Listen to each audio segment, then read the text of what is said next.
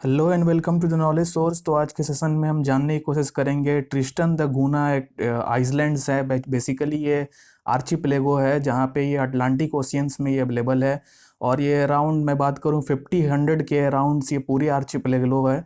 और इस एरिया को अभी फुली प्रोटेक्टेड मैरीन रिजर्व्स का दर्जा दे दिया गया है। तो इस सेशन में हम जानने की कोशिश करेंगे कि अगर किसी आइसलैंड को प्रोटेक्टेड मैरीन रिजर्व्स की अगर आइडेंटिटी मिल जाती है तो उससे क्या बेनिफिट होता है, क्या क्राइटेरिया है अगर किसी आइसलैंड को प्रोटेक्टेड मैरीन रिजर्व चाहिए। तो इस सेशन में ये सब कुछ हम जानने की कोशिश करेंगे। तो चलिए स्टार्ट करते हैं। स्टार्ट करने से पहले मैं आपको बता दूं, आप हमारे Telegram channel knowledge at source से आके जुड़ सकते हैं। आप हमें फेसबुक पर भी फॉलो कर सकते हैं जिसकी लिंक अभी दोनों यहाँ पे दी हुई है। सो देखिए, एक आइसोलेटेड आइसलैंड है यूके में जिसे हम बोलते हैं, उसको नेम से अगर किसी नेम से अगर मैं बोलूँ तो ये ओवरसीज टेरिटोरी है। इसका नाम है ट्रिस्टन द गूना, ठीक है। सो ये actually world's most remote human settlement area इसको माना जाता है। और ये अभी की न्यूज़ में इसलिए है क्योंकि इसको अभी largest fully protected marine reserve जो कि अटलांटिक ओशियन में अवेलेबल है, इसे अब largest fully protected marine reserve की आइडेंटिटी मिल चुकी है। सो अगर मैं बात करूं अगर इस आइसलैंड के बारे में, तो ये जो आइसलैंड है वो फोर्थ लार्जेस्ट जो है पूरे अगर वर्ल्ड में बात करें, जिसे अगर कोई आइसलैंड को कम्प्लीटली प्रोटेक्टेड मैरीन एरिया मिला है कि इसकी अगर आइडेंटिटी मिली है, तो ये वर्ल्ड में ये चौथी है। और अगर अटलांटिक ओशियन में बात करूं तो ये सबसे बड़ी, ये जो अगर मैं बात करूं ट्रिस्टन द गूना, ये आइसलैंड सबसे बड़ी है। सो अगर मैं बात करूं कि ये ट्रिस्टन द गूना क्या है, तो देखिए ये ट्रिस्टन द गूना जैसे मैंने आपको बताया ये आर्चिपेलागो है। आर्चिपेलागो मतलब कि आप समझ जाइए कि जो रेंज ऑफ डिफरेंट आइसलैंड्स को मिला के छोटे छोटे टुकड़ों को एक आइसलैंड बनाया जाता है, उसे हम बोलते हैं आर्चिपेलागो। सो ये ट्रिस्टन द गूना, इसको डिफरेंट डिफरेंट छोटे छोटे आइसलैंड्स है पूरे अटलांटिक ओशियन में, उन सबको मिला के ये इसको पूरी इसकी अगर आइडेंटिटी इसको बोले हम तो उसको एक नेम दिया गया है जिसे हम बोलते हैं ट्रिस्टन द गूना। सो इसकी जो अगर आइसलैंड्स की अगर मैं बोलूँ कि कितनी क्वांटिटी है, तो देखिए 6000 माइल्स जो है ये अराउंड, अगर मैं बात करूँ लंदन से अवेलेबल है। और कैप्टन, और अगर मैं बात करूँ कि साउथ अफ्रीका के केप टाउन से भी ये ज़्यादा इसकी दूरी नहीं है। सो अगर मैं बात करूँ ये जो आइसलैंड है, ये बेसिकली डिफरेंट एंडेमिक बर्ड्स की भी हैबिटेट है। यहाँ पे डिफरेंट अपने एंडेमिक बर्ड्स, एंडेमिक का मतलब होता है कि जो अगर मान लो कोई भी अगर स्पीसीज है वो सिर्फ उसी एरिया में मिलेंगी या फिर उसी आइसलैंड पे मिलेंगी, या अगर मैं बात करूँ ओशन या फिर मैरिन स्पीसीज कोई भी हो। सो अगर मैं बात करूँ ये जो आइसलैंड है, या डिफरेंट बर्ड्स स्पीसीज जो एंडेमिक है सिर्फ यहीं पे मिलती हैं, जैसे कि विल्किंस बंटिंग जो बर्ड है जो कि यूके रेयरेस्ट बर्ड है। फिर इसके बाद जो सबसे वर्ल्ड के स्मॉलेस्ट फ्लाइटलेस्ट बर्ड है जो उड़ सकती नहीं है, इनएक्सेसिबल रेल। तो ये सब जो कुछ ऐसे स्पीसीज या बोलूँ मैं वहाँ पे आपको मिलती हैं, ठीक है। फिर ये जो आइसलैंड है ये वर्ल्ड हेरिटेज साइट जो है, ये इसको भी इस एक्सेसिबल लैंड के अंडर इसको आइडेंटिटी ये भी मिली है।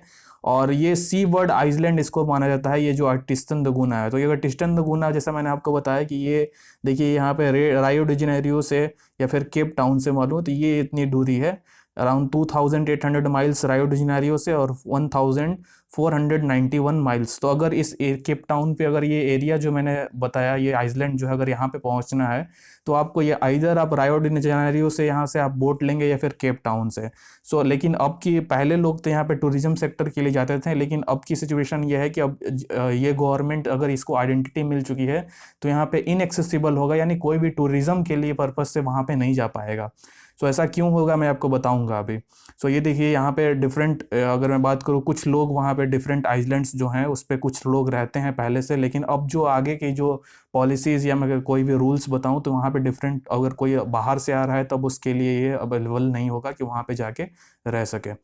सो अगर मैं बात करूँ कि मैरिन प्रोटेक्टेड एरिया, जैसा मैंने बताया कि इस आइसलैंड को मिल चुका है टैग, तो इसका मीनिंग क्या होता है। तो देखिए अगर मैरिन प्रोटेक्टेड एरिया किसी को मिलता है तो उसमें जो प्रोटेक्टिव मैनेजमेंट या फिर नेचुरल एरिया को कंजर्वेशन की बात की जाती है, तो उसमें डिफरेंट ऑब्जेक्टिव्स फुलफिल करने की मेन एम होता है, ठीक है। सो अगर एमपीए या फिर मैरिन प्रोटेक्टेड एक्ट बोलूँ तो ये जो एरिया है अगर किसी किसी को ये टैग मिलता है या किसी आइसलैंड को मिलता है, सो उसके डिफरेंट रीजन्स हो सकते हैं, जैसे कि इकोनॉमिक रीजन्स हो सकते हैं, वहाँ पे इकोनॉमिक सिनारियोज है, रिसोर्सेज जो हैं वो उसको कंजर्व करना, बायोडाइवर्सिटी जो है वो उसको अवेलेबल है जो उसको कंजर्व करना, या फिर स्पीसीज जो डिफरेंट तरीके की इंडेमिक या फिर एक्जोटिक बर्ड्स या फिर जो एनिमल्स जहाँ पे वहाँ पे रहते हैं तो उसको कंजर्वेशन उसकी इंस्टीट्यूट करना, ये मेजर एम होता है कि मैरिन प्रोटेक्टेड एरिया की जो टैग मिलती है। सो अगर मैं बात करूँ कि ये जो एरिया है, ये एक्चुअली डिलिनेटिंग जोन है जो कि परमिट करता है कि वहाँ पे कोई भी उस एरिया में ना जाए। यानी कि अगर मैं बात करूँ कि अभी ये पॉलिसी बनने के बाद उस एरिया में अगर किसी को जाने के लिए स्पेशल परमिशन लेना पड़ेगा। और अगर बात करूँ इस सिग्निफिकेंस या फिर बेनिफिट क्या होगा इस मैरिन प्रोटेक्टेड एरिया देने के बाद अगर टैग, तो देखिए सबसे पहले तो होगा कि ये एक रिसोर्स मेंटेन करने में या फिर जो भी वहाँ की फूड्स अवेलेबल है उसको मेंटेन करने में, या कि वो जो शोर लाइन एरिया है उसको मेंटेन करने में। फिर बायोडाइवर्सिटी जैसा मैंने आपको बताया कि, या इनकम जॉब प्रोस्पेक्ट्स।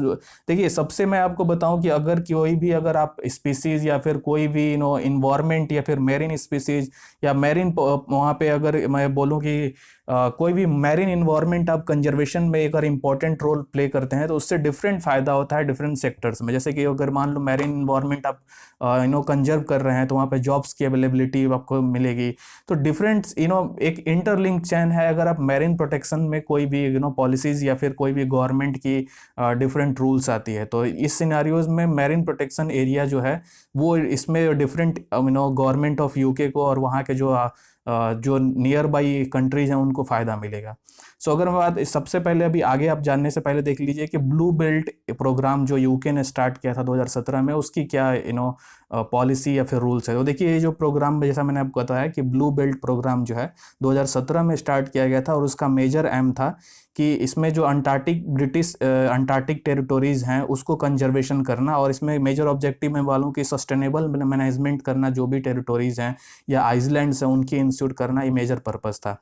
सो अभी जैसे ब्लू बेल्ट प्रोग्राम है वो यूकेज की अदर यूनियन ओशियन टेरिटोरीज हैं उनको हेल्प कर रहा है कि वो कंजर्वेशन में इफेक्टिव रोल प्ले कर सके और उनकी लॉन्ग टर्म सस्टेनेबिलिटी में एक वाइटल रोल प्ले कर सके। ये इनका ब्लू बेल्ट प्रोग्राम के अंडर मेजर एम है, ठीक है। सो अगर मैं बात करूं कि ये जो पूरे अनाउंसमेंट हुई है कि ये आइसलैंड को एक स्पेशल टैग दिया जाएगा, तो उससे क्या बेनिफिट हो सकते हैं। देखिए सबसे पहले तो इस आइसलैंड को ये टैग मिलने के बाद यूकेस की जो ब्लू बेल्ट प्रोग्राम है वो क्या करेगा कि वहाँ पे नो टेक जोन वहाँ पे अवेलेबल करा देगा। जैसे मैं आपको पहले ही बता चुका हूँ कि वहाँ पे अब किसी और को टूरिज्म पर्पज से जाने के लिए एक स्पेसिफिक गाइडलाइन या फिर स्पेसिफिक परमिशंस लेने की जरूरत होगी यूके गवर्नमेंट से, ठीक है। सो ये एक मेजर बेनिफिट है। तो अगर क्यों किया जाता है वहाँ पे, जैसे मैंने आपको बताया कि सस्टेनेबिलिटी को मेंटेन करने के लिए या कंजर्वेशन को मेंटेन करने के लिए वहाँ की आइसलैंड को। सो इसका मतलब ये होगा कि जो फिशिंग, माइनिंग या फिर कोई भी ऐसी एक्टिविटीज़ है वो स्ट्रिक्टली नॉट अलाउड उस एरिया में होगा, ठीक है। सो इस डेवलपमेंट से ये क्या करेगा कि जो ब्लू वर्ल्ड प्रोग्राम है, जैसा 27 मिलियन पाउंड्स के अराउंड जो 5 साल में कंजर्वेशन की जो भी यूकेस के ओवरसीज टेरिटोरीज हैं जो कि इनकी कंजर्वेशन में एक वाइटल रोल प्ले करेगा। सो ये मैरिन प्रोटेक्शन जोन जो है वो मैनेजमेंट को सर्टेन नेचुरल एरियाज जो है बायोडाइवर्सिटी की कंजर्वेशन में, उसमें एक इम्पॉर्टेंट रोल प्ले करता है। फिर जो स्पीसीज जो है प्रोटेक्शन में, उससे क्या करता है कि एक डिलिमिटिंग जोन क्रिएट करता है, और जो भी नॉन परमिटेड एरियाज में वहाँ पे किसी को जाने की इजाज़त नहीं दी जाती है। तो इससे क्या होता है कि कंजर्वेशन और सस्टेनेबिलिटी में ये एक सिग्निफिकेंट रोल प्ले करता है। सो दैट्स इट फॉर टुडे। मैं आशा करता हूँ कि इस सेशन में आपको कुछ नया सीखने को मिला होगा। So that's it for today. Thank you as well as for joining.